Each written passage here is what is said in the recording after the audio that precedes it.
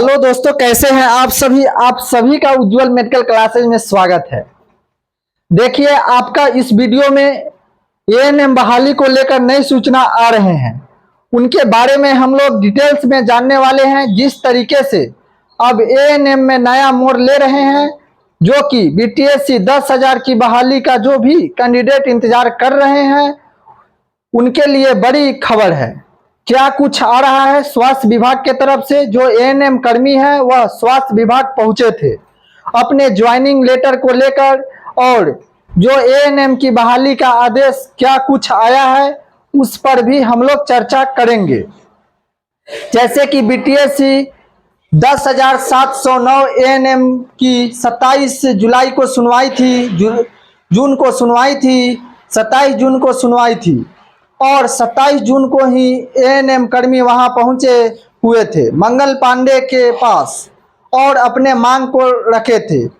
तो कौन कैंडिडेट पहुंचे थे, क्योंकि अब जो बीटीएससी एएनएम है इनमें दो तरीके से होते हैं। एक तो क्वालिफाई वाले अभ्यर्थी, दूसरा जो अपना डायरेक्ट काउंसलिंग की मांग कर रहे हैं, जिसमें कि 32,000 प्लस अभ्यर्थी अपने काउंसलिंग की मांग कर रहे हैं, और एक तरफ जो कि 10,000 से लगभग 8,000 कर सकते हैं। जो क्वालिफाई वाले 10,000 अपनी आशा लगाए बैठे हैं, क्योंकि सेकेंड लिस्ट भी जारी होंगे तो वो भी अपना कमर कसे हुए हैं कि नहीं, हम लोगों को भी ज्वाइनिंग करवाना है। जिसमें तो जैसे कि 27 जून को जो सुनवाई थी, और यह सुनवाई क्वालिफाई वाले अभ्यर्थी है उन्हीं का था, लेकिन सुनवाई में तो सब जाते नहीं हैं। जो उनसे भी जुड़े हैं, जो कि जितने लोग जुड़े हैं वह सब जाते हैं। और दूसरे पक्ष में कह लीजिए तो सुजीत जी जाते हैं, और उनके साथ जो पेटिशनर हैं, कुछ कैंडिडेट जाते हैं, तो बाकी कैंडिडेट थे वह स्वास्थ्य विभाग पहुंचे थे और अपना मांग रख रहे थे। और वहां से उनको क्या कुछ आदेश मिला, क्या कुछ उसको सूचनाएं दिए गए, क्या कुछ आश्वासन मिला, उन सारी बातों को आपको बताने जा रहे हैं। जिस तरीके से यह लोग वहां पहुंचे थे अपने काउंसलिंग को बहाली, अपने ज्वाइनिंग लेटर की मांग को लेकर, तो वहां पर कह गया है कि हम लोग जो एएनएम केस चल रहे हैं, सुप्रीम कोर्ट का इंतजार कर रहे हैं, अगर उसका आते हैं तो सुनवाई, तो हम आपको बहुत जल्दी काउंसलिंग करवा के आप लोगों को ज्वाइनिंग करवा देंगे। ऐसा नहीं है कि क्वालिफाई वाले अभ्यर्थी को ही बोला तो डायरेक्ट काउंसलिंग की मांग कर रहे हैं, उनको नहीं होंगे। अगर वो जाएंगे तो उसको भी यही जवाब मिलेगा कि सुप्रीम कोर्ट के तरफ से फैसला आएंगे, उस सब आदेश पर बहाली की प्रक्रिया को अगले प्रोसीड करेंगे और जल्द ही करेंगे। लेकिन आयोग को सरकार से भी चाह रही है कि अब इसमें ज़्यादा ढीला ना हो, ज़्यादा समय ना लगे, क्योंकि बहुत ज़्यादा समय इसमें लग चुका है। 2 साल किसी बहाली को इस तरीके से रोका नहीं जाता है। कोर्ट में चला गया मामला, इसलिए इतने दिनों से वेट करना पड़ रहा है। लेकिन सरकार भी चाह रही है कि आपके जो आयोग हैं बीटीएससी, वह भी चाह रही है कि इसको जल्द से जल्द क्लियर करके, क्योंकि यह अगर इस बहाली का क्लियर करेंगे तो नई बहाली 15,000 प्लस बहाली आ रही है, वह भी इनको मिल सकते हैं। टेंडर नहीं तो सेकेंड तो दूसरे एजेंसी के द्वारा कन्वर्ट करवाया जा सकता है। बीटीएससी आयोग की कहीं ना कहीं चाहेगा तो किसी बहाली की प्रक्रिया जितनी जल्द हो सके उतनी जल्द हम सारा प्रोसेस पूरा करके ज्वाइनिंग लेटर सबको दे दे, क्योंकि एक समय तो ऐसा लग रहा था कि जो भी कैंडिडेट है उनको ज्वाइनिंग लेटर मिल जाएगा, चाहे वह एक बार काउंसलिंग के आधार पर भी हुए थे।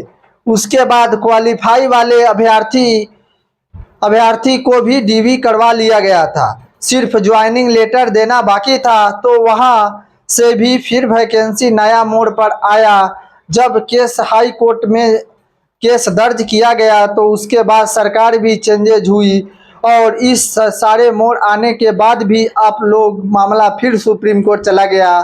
सुप्रीम कोर्ट में जाने के बाद आप लोग थोड़ा सा इंतज़ार करिए, सुप्रीम कोर्ट में जल्द ही सुनवाई क्लियर हो जाएगा, मेंशन हो जाएगा किस दिन अगला डेट सुनवाई है, उसको लेकर डेट मांगा गया है, थोड़ा सा और मांगा गया था 1 सप्ताह का, क्योंकि दूसरे पक्ष मांगते ही हैं, चाहे कहीं भी सुनवाई हो, सुप्रीम कोर्ट था, इसलिए लंबा समय नहीं दिया गया।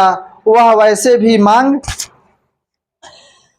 भी मांग गया था 1 सप्ताह का ही, हो सकता है कि सुप्रीम कोर्ट 2 से 3 दिन दे दे, 1 सप्ताह का है, नहीं तो 1 सप्ताह के अंदर कर देगा, क्योंकि सुप्रीम कोर्ट वहाँ पे डेट बड़ी मुश्किल से मिलते हैं, क्योंकि वहाँ पर ऑल ओवर इंडिया के केस आते हैं, इसलिए बहुत ज़्यादा पेंडिंग आपको देखने को नहीं मिलेंगे, ना ही ज़्यादा आप लोगों को इंतजार करना पड़ेगा। बहुत ही जल्द आप लोगों की सुनवाई स्वास्थ्य विभाग के तरफ से, सुप्रीम कोर्ट के तरफ से भी देखने को मिलेंगे।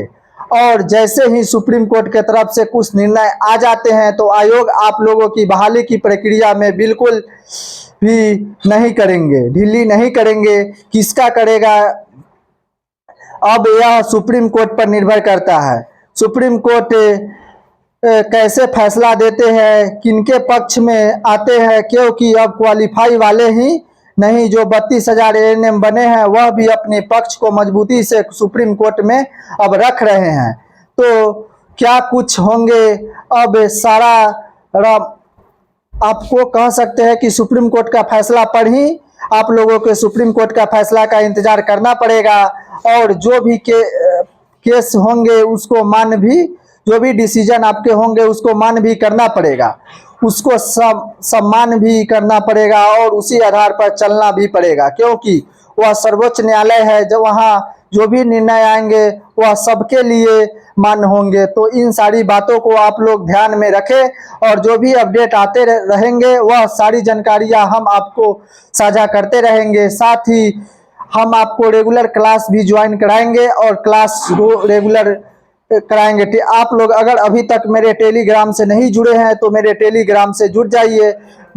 यह नौकरी कल सीट इसमें ले आऊँगा, जो भी आपका है सीट वो नया वैकेंसी है उसको भी आप लोग भर सकेंगे।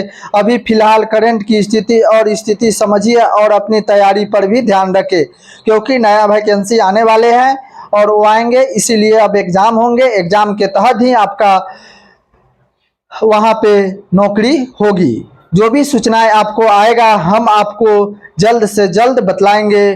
जो भी अगर अभी तक आप लोग मेरे चैनल को अगर सब्सक्राइब नहीं किए होंगे तो मेरे चैनल को सब्सक्राइब कर दीजिएगा, बेल आइकन दबा दीजिएगा।